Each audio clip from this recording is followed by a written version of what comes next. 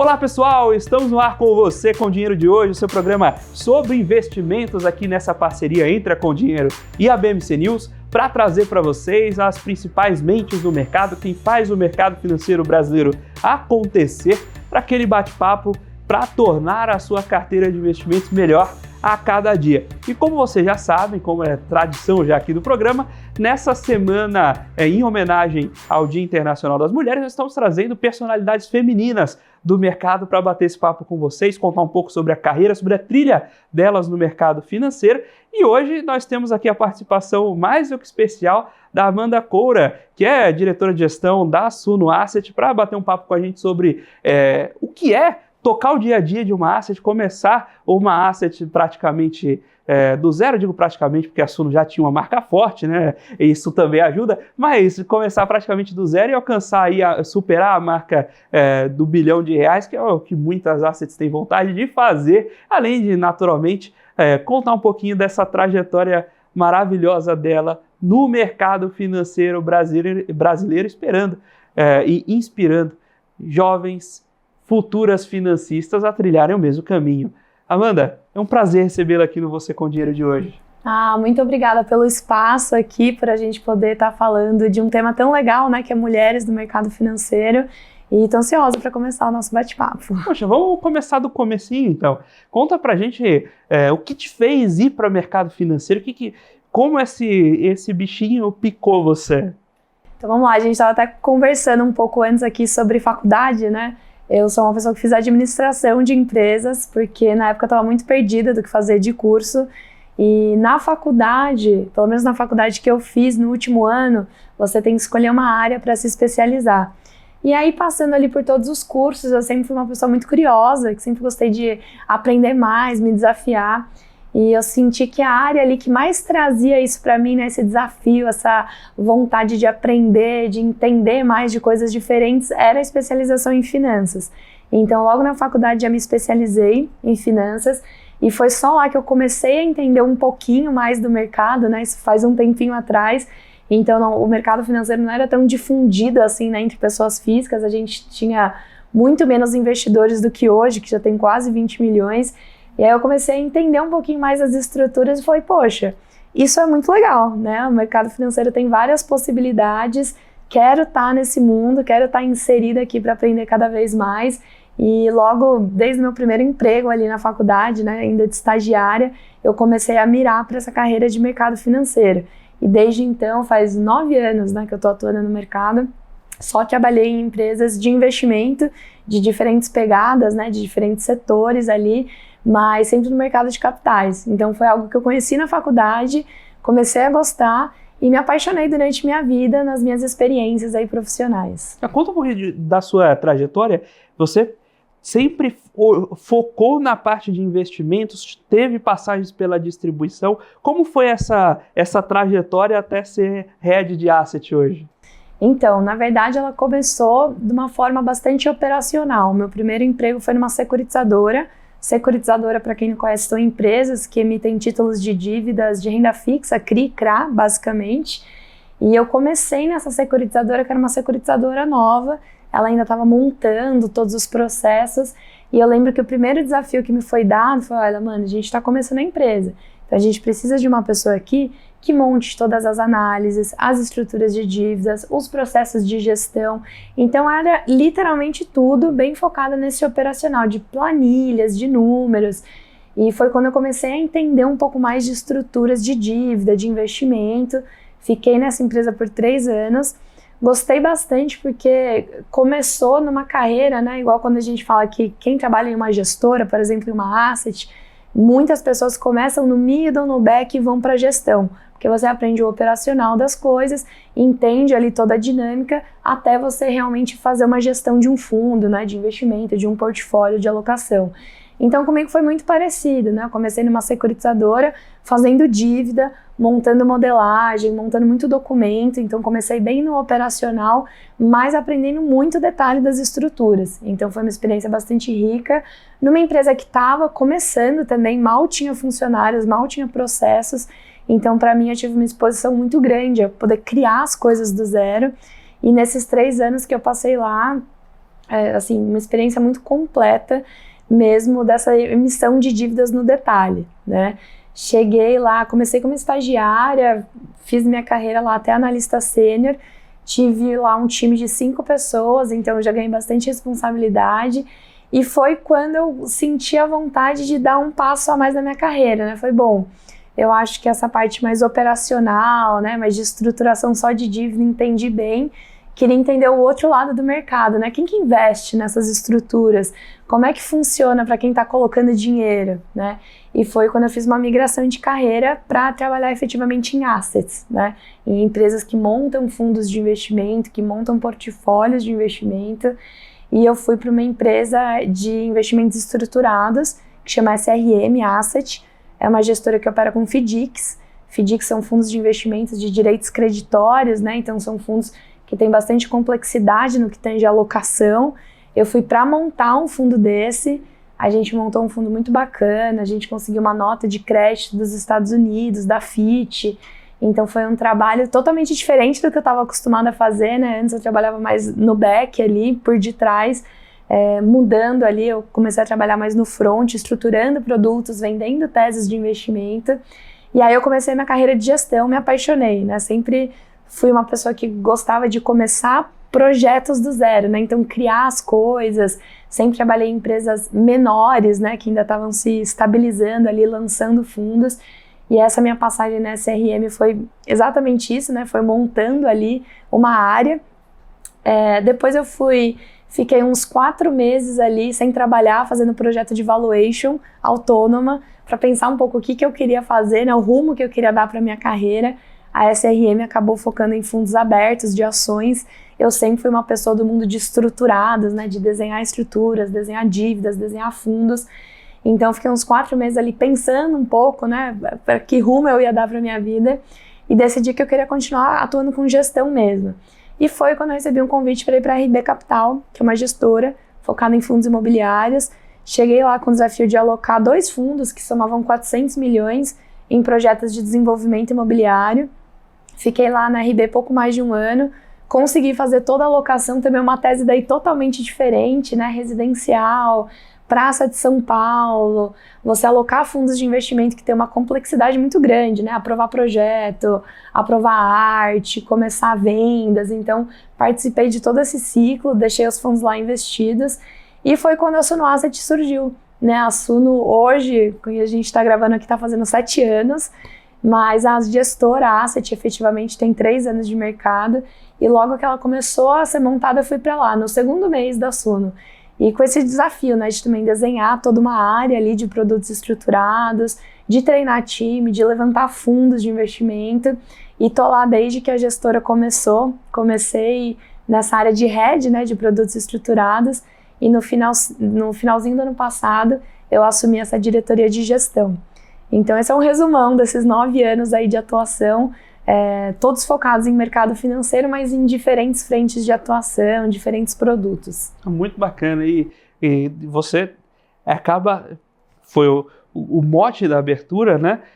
Vendo que essa asset começar do zero até buscar um volume expressivo, um AUM superando 1 bilhão de reais, você já teve várias vezes a experiência de começar os produtos do zero. Então, seja montando o FDIC, buscando securitização, até alocar um fundo imobiliário de desenvolvimento que tem uma série de desafios diferentes, mas agora começar o projeto, o conceito do que é a asset até chegar ao tamanho dela hoje.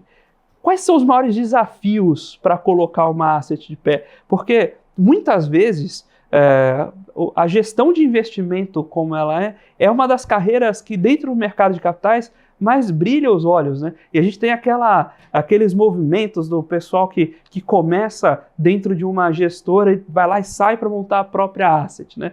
Só que quando ele chega nesse mundo, encontra uma série de desafios que ele não estava esperando. Me permita aprender um pouco com o seu arroz queimado. Onde é que estão as pontos de maior dificuldade para você começar um projeto como esse, colocar de pé? É na alocação? É na captação? Como fazer essas pontes? Conta um pouquinho do que é colocar uma uma asset desse tamanho de pé? Olha, uma ótima pergunta. São muitos pequenos desafios que grandes fazem parte desse projeto, né? Que é montar uma gestora, que é crescer os fundos, crescer time.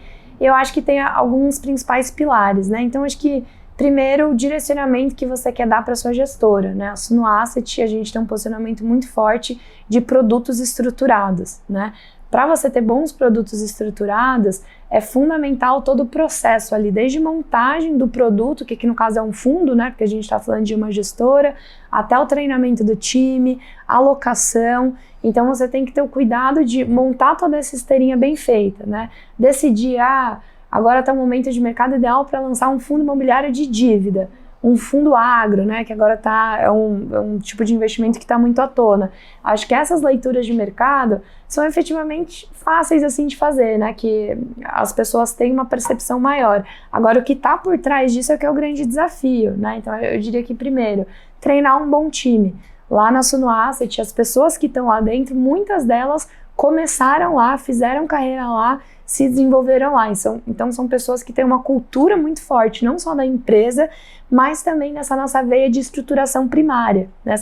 O time é muito bom de análise, de montar estruturas, mas é muito bom de fazer documentos também, né? De pensar em toda a operação com boas garantias, com estruturas que sejam saudáveis, que visam longo prazo. Então esse foi o primeiro desafio que eu tive, né? De treinar o time, os produtos ali, tese de investimento, os gestores já sabem como fazer, né? Além de mim tem o Vitor também, que é diretor de gestão. Então nós dois juntos a gente pensa muito bem nos produtos, né? Na tese de investimento. Agora, quem fica por trás disso, você treinar todo esse time para isso, é um grande desafio, né?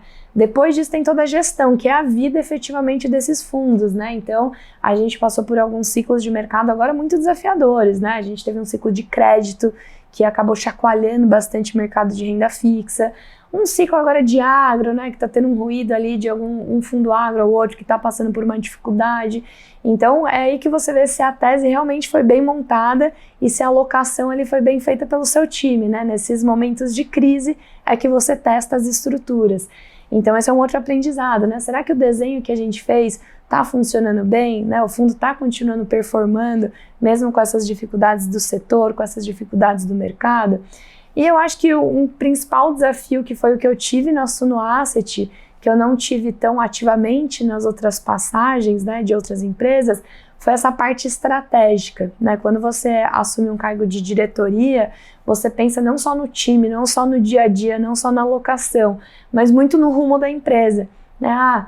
Qual estratégia que a gente quer focar mais, para onde a gente acha que o mercado pode crescer e a gente pode ter alguma vantagem competitiva e a gente pode se destacar. Então isso é algo que eu venho desenvolvendo muito nesse papel agora de diretora, né? Você pensar cada vez mais no estratégico, no rumo da empresa, né? No resultado ali do negócio, que era algo que antes da minha carreira eu era muito focada no fundo, né? Investir bem esse fundo e dar um bom retorno. O resto tinham outras pessoas decidindo por mim.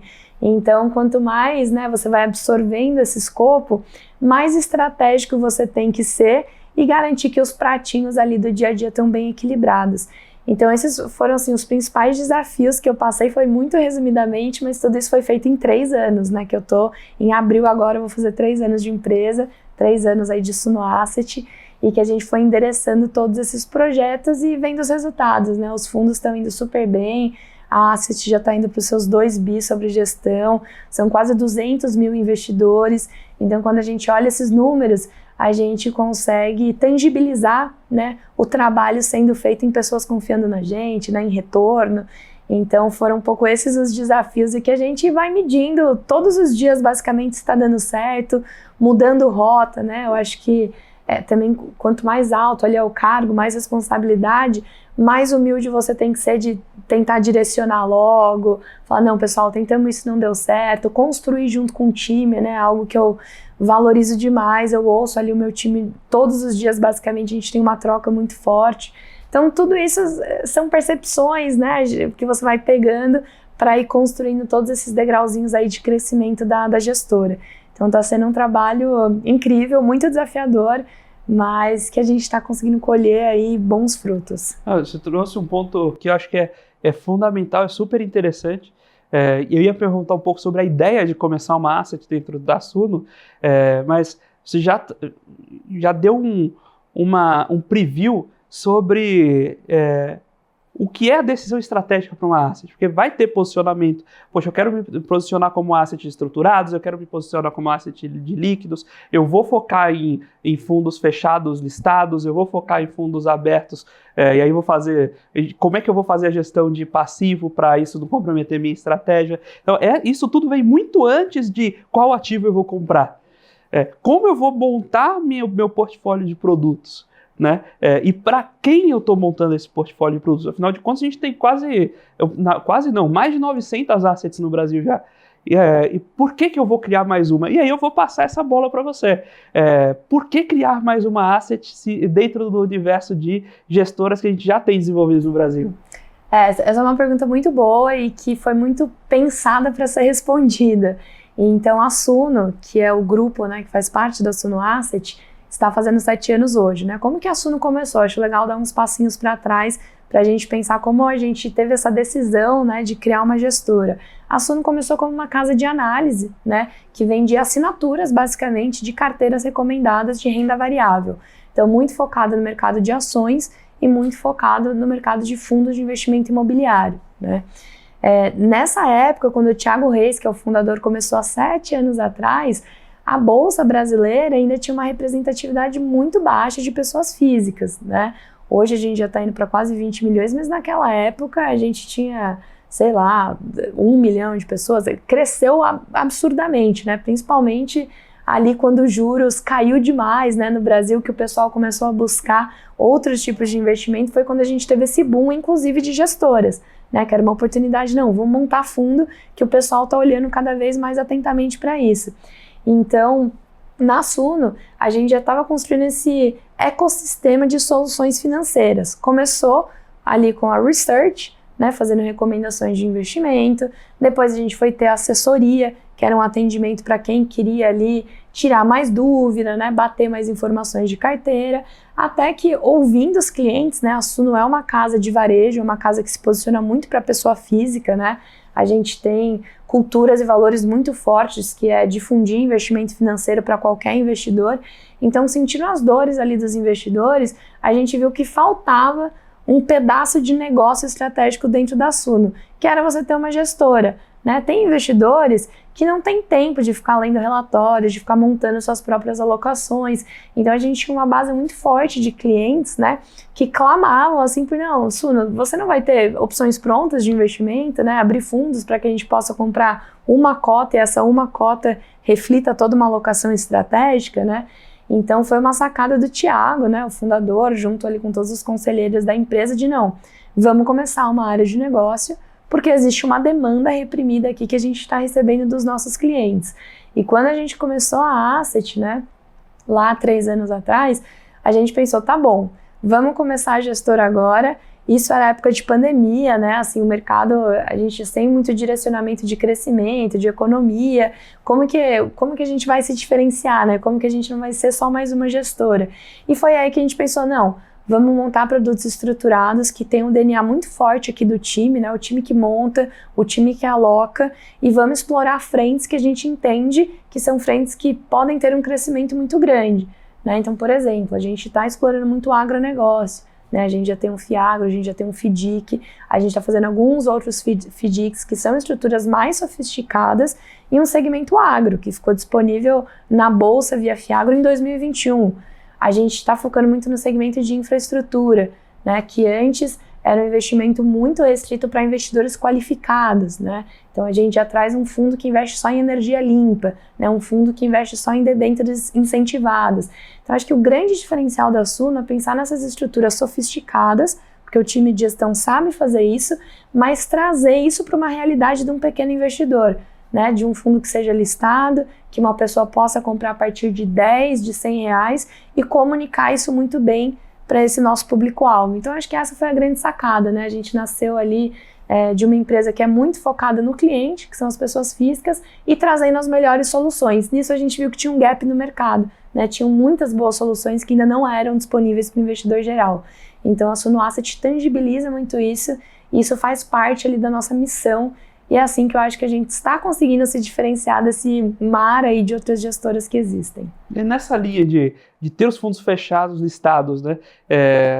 Como vocês decidem se determinada estratégia vai para fechados listados? Porque, voltando um passo atrás, boa parte das estratégias passam por ainda tem estruturas de dívida eventualmente originadas já com vocês, né? Uhum.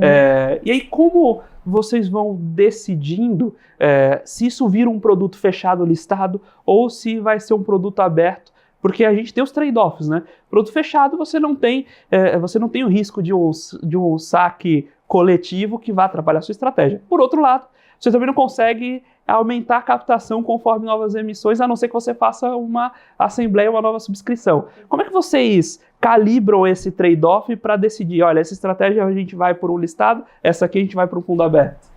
Olha, eu acho que essa é uma ótima pergunta e a gente tem que entender bem o cliente, né, para a gente pensar na nossa estratégia. Isso é um outro ponto muito diferencial da Suno. Como a Suno nasceu numa casa de research, mas muito focada em mídias sociais, né, em atingir ali o investidor da forma mais granularizada possível, a gente sempre pensa muito nisso, né? Qual que é a dor do investidor e como a gente consegue atender ele. Então, os fundos fechados, eles são fundos que pagam rendimento todos os meses, né? Que o investidor, ele vê a entrega de valor de duas formas. Ou a cota que ele comprou a R$100 está valorizando ali no mercado, esse é um tipo de entrega de valor, e os rendimentos que estão caindo na conta deles todos os meses, né? Os fundos fechados aqui são fundos imobiliários, são FIAGROS, são FIINFRAs, que são fundos que distribuem rendimentos, que podem distribuir rendimentos todos os meses, a gente paga todos os meses.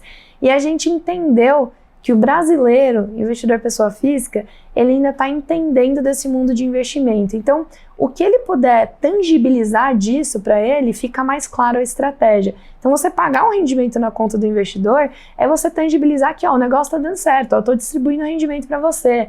Você tem um ativo ali que a cota valoriza e que ele vê esse número valorizando na carteira, isso tem um valor também, ele entende que a estratégia está funcionando. Então, nisso, os fundos fechados têm uma vantagem enorme, né? Porque o fundo aberto, você faz uma aplicação e você não vê ali no dia a dia aquela cota valorizando, é mais quando você vai resgatar o valor. E é um resgate de mais longo prazo, né? Fundo aberto, você tem que ter ali um horizonte de médio e longo prazo para a estratégia valorizar. Enquanto fundo fechado, às vezes em um mês, você ganha um bom rendimento, a cota sobe muito, você já vende de novo. Então, atende melhor essa dor desse investidor que ainda está conhecendo do mercado, que ainda precisa entender a dinâmica dos produtos de investimento. Então, foi muito por isso, né, e pela experiência do time, que a gente focou nesses fundos fechados. Acho que são fundos que a entrega de valor para o nosso público-alvo, ela fica mais clara, né, em um mercado que o brasileiro está cada vez mais aprendendo sobre investimentos. Eu não tenho dúvidas que se a gente gravar de novo daqui a 5 anos, eu já vou falar, olha, o pessoal está entendendo melhor, a proporção ali de fundo aberto e fechado está igual agora, né, a diversificação de estratégias está funcionando, mas hoje, acho que até para o nível de conhecimento, né, da maioria dos investidores, os fundos fechados são produtos que vão muito bem. Ou então vocês vão estar aqui falando que vocês agora só têm ETFs listados, né?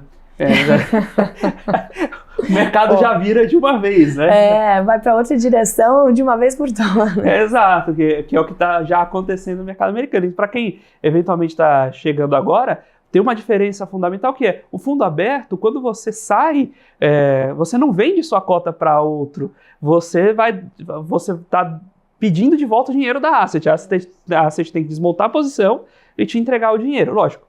Não necessariamente ela desmonta aquela posição, ela pode ter o dinheiro em caixa já reservado para fazer esse fluxo. Mas é diferente quando a gente tem um fundo fechado que você pode negociar essa cota no secundário. Então, quando tem a que a Amanda bem colocou, tem uma reprecificação dos ativos, se você tem um fundo aberto e você pede o saque para o gestor, pode ser que ele não consiga vender pelo preço de face, N circunstâncias. Agora, quando você tem um mercado secundário, o mercado secundário já precifica diferente o ativo, você consegue sair já ganhando seu ágio, então acaba sendo mais dinâmico. Você liquida em D2, que é impossível ficar fazendo um fundo de crédito longo liquidando em D2. Tem gente que fez, 2009 quebrou, né? 2019, então tem essa dinâmica toda diferente, né? E você tem um pedaço importante em dívida. Você comentou que o mercado, ano passado, teve aquele ruído, e esse ano um pouco para agro, levantam também a mão sobre eventuais dificuldades. Como vocês estão vendo esses spreads de crédito? Primeiro, onde geralmente estão segmentados os clientes de vocês e como vocês fazem esse acompanhamento para monitoramento de default e risco de perda? E se vocês enxergam que, poxa, 2024 vem um ano bom para crédito. Eu acho que é por isso da importância de você ter uma carreira que você passa por diferentes áreas, né? Então, assim, muito hoje do que a gente implementou na Suno Asset de monitoramento de operação de crédito era uma preocupação que eu tinha 9 anos atrás, quando eu estava em securitizadora fazendo dívida e que eu era a pessoa responsável por controlar essas dívidas e passar um report para quem investia nelas, né? Eu falava, nossa, a gente tem que ter um monitoramento semanal de pagamento, tá toda semana, todo mês ali sentando com o devedor, pegando um update da carteira, trazendo gráficos com informações mais detalhadas para a gente conseguir antecipar planos de ação e não deixar que às vezes um atraso vire uma inadimplência, vire um default. Então isso eu vivi na minha pele quando eu trabalhava numa securitizadora, né? Os créditos que a gente faz hoje são crise CRAS, basicamente, né? Que a gente faz dentro de casa. E era algo que eu fazia 9 anos atrás. Então isso é muito legal, né? Quando você tem assim, uma carreira que você passa por diferentes frentes. Porque eu implemento muito das preocupações lá atrás, aqui hoje na Suno Asset, né? Então o nosso processo de acompanhamento de operações de crédito é um relatório que a gente tem apartado, que a gente faz todos os meses, e a gente faz uma análise super detalhada de pagamento, de status da operação. Tem alguns devedores que a gente tem que estar mais próximo, né, porque estão tendo uma dificuldade pontual e às vezes você se envolvendo no negócio, você destrava aquilo. Tem outros que a dificuldade é muito maior, então requer uma reestruturação de dívida. Por isso que é importante o time desenhar a operação, cuidar dela e ter os mecanismos de acompanhamento, porque daí o time mesmo sabe como mitigar qualquer risco de inadimplência, né? Então, eu diria que o time lá da Suno foi muito bem treinado por ter essa mentalidade de estruturador, né, que a gente ensinou ali, muito eu, muito o Vitor, e a gente consegue ter esse tato muito das operações de crédito, né? As operações que a gente tem hoje, a gente tem algumas no imobiliário que estão passando por alguma dificuldade, que atrasam o pagamento ali no mês a mês, mas que a gente está tão próximo do devedor que a gente consegue renegociar, que a gente consegue repactuar algum fluxo, recompor garantias. Então o fundo não sente isso, porque tem todo um trabalho micro ali do time de gestão para mitigar esses atrasos, né, e para não deixar isso virar uma situação crônica de inadimplência, né? Então, eu acho que esse detalhamento do acompanhamento e ter times de gestão ali focado, eu diria que hoje 50% do tempo do time é só para ficar acompanhando cada uma das operações que a gente investe, né? Isso minimiza riscos e faz a gente ter performance constante, não sofrer mesmo em ciclos de mercado, que a questão da inadimplência, né, veio tão à tona, com a taxa de juros muito alta, com a inflação muito alta, né, operações de dívida são ou IPCA+, ou CDI+, né, se o IPCA e o CDI estão muito altos, o devedor vai ter um problema, não tem como, né, você aperta demais ele.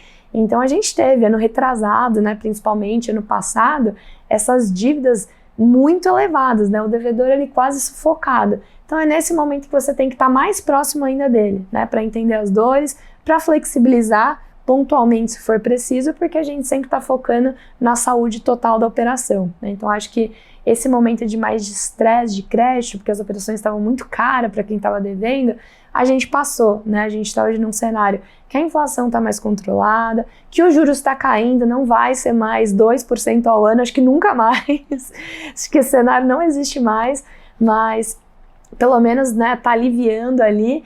E a gente vê um cenário de crédito agora mais positivo para a gente fazer mais operações, né? Quando os juros e a inflação estavam muito alto, acho que o mercado deu uma retraída, né? Aquele mercado mais contracionista. Todo mundo foi para a renda fixa, não tinha muita expectativa de crescimento, né, no país. As empresas não estavam conseguindo tanto crédito, ou as dívidas que tinham estavam muito caras. Então estava todo mundo segurando um pouco as pontas, assim, né? Agora que a gente já vê um pouco mais de expectativas, né, esses índices ficando em patamares que as dívidas conseguem caber bem ali num balanço, a gente começa a ver o reaquecimento de operações. Então acho que vai ser um cenário muito positivo para a renda variável como um todo, voltar a ser protagonista, e com isso a gente consegue crescer os fundos, trazer mais dinheiro e fazer mais boas operações de crédito. Então a gente está bem animado, acho que esse começo de ano ainda é um começo de ano de tangibilizar ainda um pouco muitos projetos, né, muitas discussões que foram trazidas no finalzinho do ano passado, que deram uma boa esperança, né, para esse ano. Eu acho que do meio do ano para o final a gente vai ver esse mercado crescendo de novo, né? Captações e novas operações de crédito. Maravilha, estamos batendo esse papo com a Amanda Coura, diretora de gestão da Suno Asset, sobre como é colocar essa asset de pé, como são as decisões estratégicas numa gestora de investimentos como essa, e naturalmente um pouquinho sobre a carreira da Amanda e como ela chegou, como ela trilhou esse caminho até aqui. Agora nós vamos para um breve intervalo, daqui a pouquinho a gente volta com o segundo bloco do Você com Dinheiro de hoje. Olá pessoal, estamos de volta aqui para o segundo bloco do Você com Dinheiro de hoje, batendo papo com a Amanda Coura, diretora de gestão lá da Suno Asset, sobre o que é colocar de pé uma asset, sobre um pouquinho da carreira dela naturalmente, e a gente aproveita para fazer aquelas tradicionais perguntas difíceis e aprender um pouco com essas mentes brilhantes que formam o nosso mercado. Amanda, você comentou sobre crédito, tem várias perguntas para fazer em cima do que você já trouxe para a gente. Até estava brincando com a Amanda no intervalo para a gente trazê-la aqui uma vez por mês para ir discutindo todos esses assuntos. Mas, de largada, você comentou bastante sobre crédito e a sua experiência desde securitizadora com a avaliação desse crédito. Quando a gente modela, crédito tem aquela estimativa de que o que você paga acima do risk-free seria sua probabilidade de default, ou seja, na média as carteiras de crédito só te pagam a mais o risco que ela está te dando. Aí agora eu vou te perguntar, isso é verdade ou dá para gerar alfa escolhendo crédito direito? Olha, com certeza, eu acho que mais retorno é mais risco, né? Assim, são coisas que andam lado a lado, não tem como. E para você tentar correr menos risco, entregando um retorno adicional, né, ali um prêmio versus o mercado, você tem que trabalhar bem em alguns pontos para mitigar um risco de default, né? Eu acho que eu traria dois principais pontos aqui. Primeiro, diversificação, né? E aí pode ser uma diversificação direta do investidor, com diferentes tipos de investimento, né? Então, invista um pouco no imobiliário, invista um pouco no agro, invista um pouco em infra, né? Pode ser dívida de cada um desses setores, mas se um setor estiver eventualmente indo mal, né, num ciclo difícil de mercado, os outros dão uma segurada, né? Você descorrelaciona ali cada um desses setores e traz uma diversificação para sua carteira. Então, diversificação é super importante para ser um mitigante de risco, né? Porque se dá um problema em uma operação, em um fundo, você tem outros que podem estar sustentando o seu portfólio, né? Isso vale para dentro de um fundo de investimento também, né? Se um fundo é muito concentrado em só um tipo de dívida, né? Por exemplo, a gente tem lá o SNCI, é um fundo de crédito imobiliário. Eu tenho lá dentro dívida só para incorporadoras? Não, eu tenho vários segmentos ali de dívidas e uma concentração por devedor também de 5%, 6%. Então essa diversificação, né, por perfil de risco, por devedor final, já ajuda a mitigar o risco, né? Esse eu diria que é um primeiro ponto, a diversificação. Segundo, né, quando a diversificação ali você diversificou, mas minha carteira azedou toda de uma vez, o que eu faço, né? Para onde eu recorro? Para a estrutura das operações. Operação de crédito, né, a maioria delas, se não for um crédito corporativo, que daí também não vai ter esse prêmio de risco que a gente está falando aqui, né? Vai ser uma taxa mais baixa, porque é uma empresa robusta, que tem um nível elevado ali de governança, né? Muito difícil de dar default. você vai ter operações que tenham boas garantias, né? E aí tem vários tipos de garantia. Tem aquela garantia que é a primeira que você aciona, então garantias líquidas, né? Normalmente fundos ali, que você deixa 1, 2, 3 meses de pagamento de juros até você conseguir normalizar alguma situação que você está tendo de crédito, até garantias mais estruturadas, né? Você colocar um imóvel como garantia, você colocar um aval como garantia, né? Para quando a situação realmente azedou de vez e você tem que executar aquela operação. Então sim, né? Mais risco quando você quer mais retorno, né? Isso quer dizer mais risco, anda em paralelo, e você precisa trabalhar em amortecedores disso, né? Eu diria que principalmente diversificação, tanto da sua carteira de investimento quanto nos fundos que você investe, e superada a diversificação, analisa se essas operações de crédito têm boas garantias. Se tem um risco maior, na maioria das vezes vai ter alguma garantia atrelada, né? Então, eu acho que esses são os dois principais pontos aí para o investidor começar a comparar essa relação de risco-retorno. E outro ponto que eu acho interessante, você comentou de que lá na RB você chegou a trabalhar com estruturação de fundo de desenvolvimento. E os fundos imobiliários, antes de olhar segmento, você tem essa macro divisão entre fundos que são, o pessoal chama fundos de papéis, né, que são os fundos de crédito, e os fundos de tijolo, que são os fundos em que você de fato compra imóveis ou tem algum tipo de estrutura física mesmo na locação. Até pelo track record que você já comentou dos gestores da casa em dívidas, vocês têm bastante olhar para a dívida. Mas como vocês veem hoje as oportunidades em tijolo? Olha, hoje a gente tem um fundo lá dentro da Suno que ele é bem focado em tijolo, mas não é um tijolo convencional, né? Foi uma oportunidade que chegou para a gente via dívida, que é no mercado de energia renovável. Então, hoje existem vários CRIs, que são dívidas imobiliárias para energia renovável. Energia renovável nada mais é do que um terreno que você desenvolve uma estrutura que, por sua vez, gera energia, mas aquilo ali é um ativo, né, imobiliário. Então, você consegue criar um lastro imobiliário para isso e emitir uma dívida. Então, a gente já tinha ali analisado algumas operações de dívida. No portfólio do fundo, a gente tinha 5 alocadas, e a gente começou a entender melhor desse setor e falamos, bom, tem uma oportunidade enorme aqui de investimento em energia renovável, né? Principalmente a solar, que é uma fonte barata, rápida do projeto ficar pronto e que já começa a gerar receita. Isso gera uma TIR muito exponencial, quando você coloca tudo na conta, né? Um retorno muito exponencial. Então a gente viu uma oportunidade de explorar esse segmento via um fundo, que chama SNEL, né? O nosso fundo de energia renovável, e ele investe em projetos de energia renovável. Então, do zero, a gente entra no equity mesmo desses projetos. É muito diferente do que eu fazia na RB Capital, porque na RB eu desenvolvia prédio, projetos que demoram 18, 24 meses. Aqui a gente está falando de projeto que demora 6, 8 meses, é muito mais rápido. Os pontos de atenção são totalmente diferentes, mas que é um mercado que está muito em ascensão. Quando a gente desenhou o SNEL, não existia nenhum fundo imobiliário que fazia isso. Hoje já existe acho que 1 ou 2 parecidos. Então a gente começou com essa tese de tijolo lá, né? Isso foi ano passado, ano retrasado, né? E a gente tem que lembrar que nesses últimos 2 anos a estratégia de tijolo, ela também não estava muito no foco dos investidores, né? O yield, né, o retorno que fundo de tijolo paga é mais baixo, porque a real tese dele é a valorização patrimonial, né? Igual você fala, bom, eu vou comprar um imóvel na planta, porque quando isso daqui ficar pronto vai valer muito mais, e eu vendo e tenho um ganho de capital, né? Você investir num fundo de tijolo é meio que parecido, você compra ali uma cota, ela vai demorar um tempo, mas vai valorizar, né? E pode valorizar, né?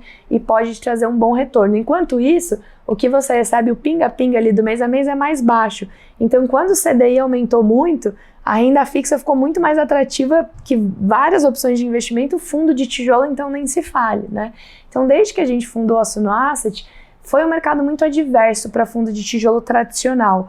A gente começa a ver oportunidades agora, né, de montar efetivamente fundo de tijolo. A gente tem fundos de fundos que compraram vários fundos de tijolos muito baratos, mas a gente não desenvolveu essa estratégia dentro de casa porque era um mercado muito adverso para isso, né? Eu acho que talvez esse ano que vem, os fundos de tijolos voltem a ficar mais protagonistas, né? Principalmente com a inflação caindo, e possa fazer sentido para a gente lançar um do zero, né? O que a gente lançou é um fundo de energia que é tijolo, que é desenvolvimento imobiliário, mas para uma tese totalmente diferente. É um jogo bem diferente, está focando num mercado específico, né? Não está... Sua proposta de geração de valor está muito mais no mercado para o qual você está oferecendo do que propriamente no processo de desenvolvimento no imobiliário em si. Você comentou de mercados adversos. E ações? Cara, ações, vamos lá, ações foi um mandato também que a gente lançou. Quando a Suno começou, né, ela ficou muito conhecida pelos investidores pelas ações, né? Exato. Todo mundo conhece o Thiago Reis, ou quem conhece a Suno conhece o Thiago. Conhece as carteiras recomendadas.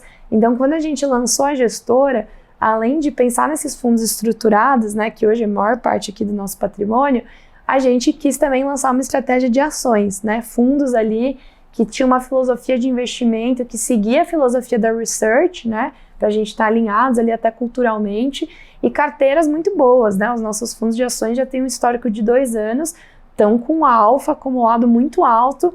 Mas, de novo, as alocações bem feitas, o processo de investimento muito bem pensado, acho que calls muito certeiros ali que a gente deu nas nossas carteiras, né? Seja a de small caps, né? De ações pequenininhas, seja no internacional, seja no macro, que a gente tem uma composição de portfólio, mas um mercado muito adverso, né? A Asset tem 3 anos, então quando a gente lançou lá atrás os mandatos de ações, era o auge da taxa de juros e da inflação. Todo aquele movimento de todo mundo sacar dinheiro e ir para a renda fixa, né? E nisso, a gente tentando lá ir contra a maré e lançando um fundo de ações, né? Então, esses mandatos, eles têm um histórico bacana, né? Um histórico de 2 anos, desculpa, que é um intervalo legal para o investidor realmente ver trabalho ali de gestão, de alocação. O trabalho está sendo muito bem feito, os fundos já estão disponíveis na maioria das plataformas, aí nas mais conhecidas, pelo menos do Brasil, mas o segmento ainda não está com esse apelo, né? O segmento de ações sofreu muito, né? Alguns grandes fundos marcaram grandes perdas aí, e aos pouquinhos esse mercado de renda variável está retomando a atratividade, principalmente com queda aí de juros. Então, os fundos estão lá, estão montados, estão com performances muito boas, mas eu acredito que o momento de mercado ainda não está favorável para a captação, né? E lembrando que são esses fundos que não pagam rendimento todos os meses, né? Fundo de ações, que o investidor não vê a valorização da cota, não tem isenção de imposto, né? Que é um benefício que fundo imobiliário, FIAGRO, FIINFRA tem. Então eu diria que esses outros mandatos, eles estão hoje com um protagonismo maior. Eu imagino que juros continuando a cair, bolsa dando uma valorizada, o investidor fica mais animado com a renda variável, com ações, né, especificamente, e a gente tem ótimos produtos para isso, né, só não estão ainda no protagonismo do mercado. Exatamente, eu trouxe pergunta de ações justamente porque a Suno começou com essa parte de carteira recomendada em ações, então o nome da Suno ainda é muito vinculado a esse produto de renda variável, né, e aí é natural que surge essa demanda, e isso também se vincula com a minha próxima pergunta, que é sobre a composição do passivo de vocês. Então, como vocês estão muito próximos do mercado de varejo, tem uma voz muito presente nas redes sociais, geralmente vocês trazem esses investidores de plataforma, como é a dinâmica de vocês para fazer essa captação e, se possível, contar um pouquinho também de qual é a estratégia de vocês para ter essa colocação dos produtos. Você comentou dessa voz, né, do cliente, eventualmente vocês conhecerem as demandas por estarem próximos a eles. Conta um pouquinho de como é essa troca e de como vocês conseguem, de fato, atingir esse público e levar esses produtos bem casados. Boa, essa é uma ótima pergunta também. Eu acho que é um grande diferencial da Suno Asset, né? O time de gestão, né, da Suno Asset, os profissionais que trabalham ali gerindo os fundos, trazem uma bagagem muito forte, né, de produto de investimento, de alocação, de gestão, de acompanhamento de carteira, que acho que é parte do trabalho e que acredito que seja essa parte do trabalho que é fundamental, que as outras gestoras tanto focaram em todo o histórico, né? A gente, por estar dentro da Suno, a gente tem um outro pilar que é tão fundamental quanto esse nosso trabalho de gestão, que é levar a informação para os nossos investidores, né? Então, todo mundo conhece a Suno pelas carteiras recomendadas, né? Que são relatórios fáceis de ler, que ensinam o investidor a analisar uma empresa, que dão esses calls, né, de investimento. Então, quando a gente fundou a Asset, além da gente trazer com um time de gestão toda essa bagagem de investimento, a gente herdou basicamente como valor, né, da empresa ali, né, da Suno como holding, como empresa do grupo, essa questão de se comunicar muito bem com os cotistas, né? Então sempre foi um cuidado nosso ter relatórios de gestões didáticos que tragam toda a informação. A gente falou aqui de acompanhamento, né, de operação. Nos fundos de crédito, que tem risco, né, de crédito, de desenvolvimento de obra ou de carteira de recebíveis, a gente tem um relatório paralelo ao relatório de gestão, que é um só de monitoramento. A gente faz lives todos os meses de cada um dos fundos. A gente tem um Instagram que a gente é muito presente comunicando. Então, com certeza, a gente nascer dentro da Suno trouxe esse valor super importante, que é colocar o cliente em primeiro lugar e, para isso, falar a linguagem dele, né? Não adianta eu estar falando uma língua super bem se você não entende ela, né? Você vai ficar aqui boiando, né?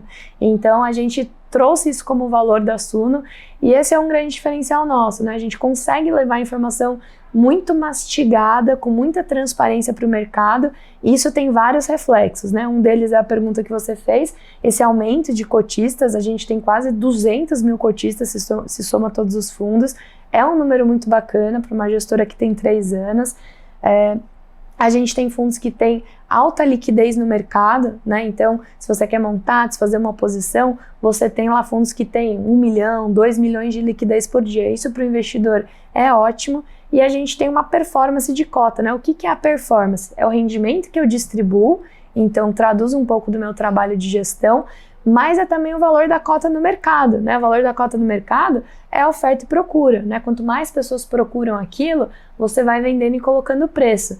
Então, se você pega a performance de todos os nossos fundos, que é uma composição do preço da cota no mercado e os rendimentos, você vai ver que é uma linha quase que estável, assim, crescente, né? Então, tudo isso traduz esses 2 pilares super importantes, né? Do time de gestão bem alinhado, estruturas robustas, teses de investimento forte e esse trabalho muito forte de comunicação, de transparência, né? De falar a língua do investidor.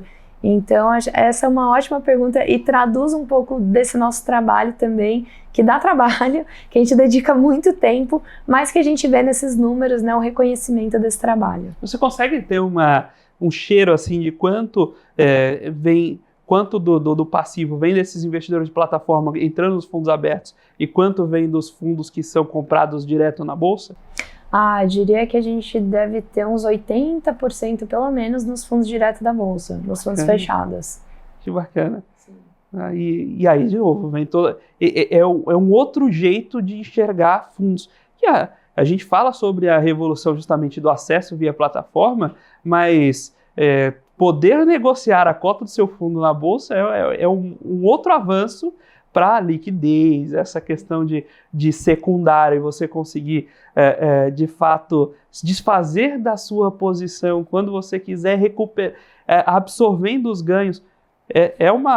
Para quem gosta de crédito privado, é uma dor que em debêntures você não consegue resolver ainda. Uhum. Você não consegue entrar e sair da sua debênture quando você quiser com um spread razoável. Você fica preso ao preço de tela, que geralmente tem um mercado minúsculo negociando, né?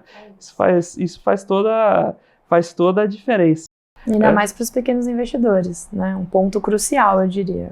Quanto o valor da cota, só para a gente ter ideia de quanto pequeno pode ser esse investidor? Olha, a maioria dos fundos é cota 100. A gente fez o nosso Fiagro agora cota 10. A gente mudou, a gente convocou uma assembleia, os cotistas votaram a favor e a gente fez o split, né, a quebra da cota, então virou cota 10. E a gente lançou um fundo no final do ano passado, que é o Multi-Estratégia, que ele veio na cota 10 também. Então, isso fica muito acessível. E eu digo nem só para a entrada do investimento, né? Quando você faz o primeiro aporte. Eu acho que o investidor, quando ele vai entendendo do mercado e vai montando uma carteira, tão importante quanto ele começar, é ele manter essa disciplina, né? Então, o reinvestimento é essencial. Então, você recebe ali o seu dinheirinho mês a mês, né? De fundos imobiliários, de fiagros, de ações, às vezes que pagam dividendos, você tem que ter a disciplina de reinvestir. É o que a gente chama na Suno do efeito bola de neve, né? Você vai fazendo juros compostos, né? Rendimento em cima de rendimento, e isso vai virando ali aquela bola de neve positiva. Então, para o reinvestimento, quando o investidor está começando e tem uma carteira pequena, às vezes ele ainda não recebe na conta R$100, né? Ele recebe um volume menor. Então, quando a gente quebrou para a cota 10, a gente viu uma aceitação muito boa de novos cotistas, né? Mas da recorrência, dos cotistas pegarem aquele rendimento e reaplicar no fundo. Então, a cota 10 ela dá mais trabalhinho para gerir o fundo, que você tem que quebrar rendimento, tem casa decimal ali, mas a gente sente que para os investidores foi muito positivo. Uma coisa que inclusive estava com um aluno ontem, ele estava comentando, falou, olha, tem um efeito psicológico de, olha, eu comprei a nova cota com o rendimento da cota anterior. Então, se você tem, se você tem um rendimento, um yield de 1% ao mês, e você tem uma cota de R$100, você precisa ter R$10 mil investidos para conseguir comprar uma cota com rendimento. Se a cota é R$10, você consegue comprar uma cota com um yield de 1%, já com R$1.000 investidos.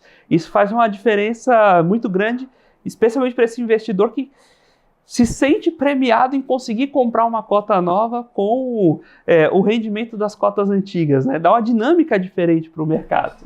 Não, é muito legal. Eu acho que desperta mais a vontade ainda do investidor se jogar mesmo nesse mundo dos investimentos, né? Você começa ali com a sua carteira, aí é super legal. Depois de um mês, pinga um dinheirinho na sua conta. Você fala, pô, olha que legal, eu tô tendo uma renda passiva mesmo, agora deixa eu reinvestir essa renda, né? Aí o seu total investido aumenta, e aí o rendimento cai de novo. Então, eu vejo que essa dinâmica vai encantando também mais o investidor, sabe? Então, eu acho que viabilizar as teses de investimento, a gente pensa desde a tese, né, trazer uma tese sofisticada para a pessoa física, até nesses mínimos detalhes, né, o preço da cota para a pessoa conseguir reinvestir. A gente vê que a média ali dos fundos é mais ou menos uns R$5 mil por investidor investida. Então, para você ver, são cheques pequenos, né? Para essa pessoa conseguir reinvestir, com R$5 mil na cota assim ele não consegue, mas nas 10 ele consegue, né? Então, tudo isso a gente pensa, né? São mínimos detalhes para, de novo, atender essas dores dos nossos clientes finais, que são esses investidores. Maravilha, eu queria começar a agradecer a sua participação aqui mais uma vez, agradecer na entrada, mas depois de ter passado pela conversa, é diferente, pude aprender muito. Eu espero que naturalmente os nossos espectadores também tenham aprendido bastante com a sua fala, suas colocações.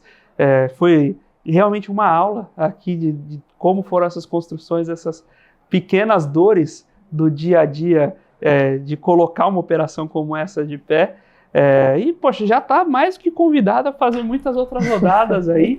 Já prepara um book, aquelas perguntas difíceis. Quando você encontrar outro desafio na Asset, você já lembra, isso aqui eu vou levar para contar lá no programa para a turma. É isso, vou passar lá para a turma já marcar uma agenda para a gente falar. Com certeza, com certeza. Foi ótimo bater esse papo com você. Parabéns pela sua carreira, pela sua trajetória. De fato, muito interessante. A gente... o mercado financeiro brasileiro ainda é jovem em vários aspectos, né? Especialmente esses produtos, como você colocou, produtos estruturados para pessoas físicas, né? A gente tem 20 anos que começou a listar, a criar FDICs. Os FDICs começaram a chegar nos investidores de varejo ano passado. Imagina que trilha, que caminho enorme a gente ainda tem pela frente, né? Então, mais uma vez, muito obrigado pela sua disposição e, por favor, fique à vontade para deixar ali sua mensagem final. Quem está assistindo agora, pense em seguir o mercado financeiro, deixar o seu conselho, não fuja, né? Não, você deixar o seu conselho e também deixar seus contatos da Suno, quem quiser investir nos fundos de vocês, os fundos que estão ali abertos, redes sociais, site, bom, fica à vontade, o espaço é de vocês. Bom, queria agradecer mais uma vez pelo espaço. Acho que o bate-papo muito legal. Eu adoro dividir minha experiência, ainda mais num mês tão especial, né, que é o mês das mulheres. Então, poder contar um pouquinho da minha experiência de uma mulher, né, no mercado financeiro. Acho que para a mulherada que está pensando em começar uma carreira, comecem, sejam resilientes, né? O mercado ainda tem uma participação pequena de mulheres. Acho que até saiu uma notícia da Forbes. Esse ano, 1/3 só dos cargos de liderança em empresas financeiras são de mulheres, então que bom que já é 1/3, mas vamos aumentar esse número, né? E para os investidores também, né? Homem, mulher, acho que todo mundo aprenda mais sobre investimentos. Hoje tem várias fontes aí fáceis de você conseguir informação. A Suno é uma delas, mas use a que você gostar mais, a que você entender melhor. Comece a investir. a gente tem um propósito muito forte de levar conhecimento, né, para pessoas físicas, para qualquer investidor. Então, todas as dúvidas que o investidor tiver hoje conseguem, né, serem respondidas para as pessoas começarem esse movimento de renda passiva, guardar dinheiro, ter sua liberdade econômica e financeira. Bom, queria agradecer mais uma vez o espaço. Para quem quiser conhecer mais da Suno Asset, dos nossos fundos, é só seguir a gente nas redes, @SunoAsset, que é o nosso Instagram, ou no site mesmo da Suno Asset, tem muita informação lá bacana, de um pouquinho aqui que eu comentei, né? Lá tem tudo detalhado. E fico esperando os próximos convites então, hein? Sem dúvida, já está convidado, só marcar a agenda. E muito obrigado mais uma vez, muito obrigado a Suno Asset por liberar aqui a participação da Amanda. Muito obrigado a você, telespectador aqui da BMC News, investidor e profissional de mercado, pela sua companhia e pela sua audiência. O Você com Dinheiro vai ao ar aqui nessa parceria entre a Com Dinheiro e a BMC News, de segunda a sexta, sempre no mesmo horário, para trazer essas mentes brilhantes que fazem o mercado financeiro brasileiro acontecer, e nessa semana, especialmente as mentes femininas que fazem o mercado financeiro brasileiro. Se você quiser saber um pouco mais sobre a Com Dinheiro, as nossas soluções, como a Com Dinheiro pode ajudar você ou seu negócio, visite lá www.comdinheiro.com.br e naturalmente deixe lá sua dúvida, sua questão, seu feedback em contato@comdinheiro.com.br. É sempre um grande prazer receber o seu contato e naturalmente no que a gente puder ajudar também com as nossas soluções em tecnologia para o mercado financeiro. Nós vamos ficando por aqui com Você com Dinheiro de hoje. Mais uma vez, muito obrigado pela sua companhia e até a próxima!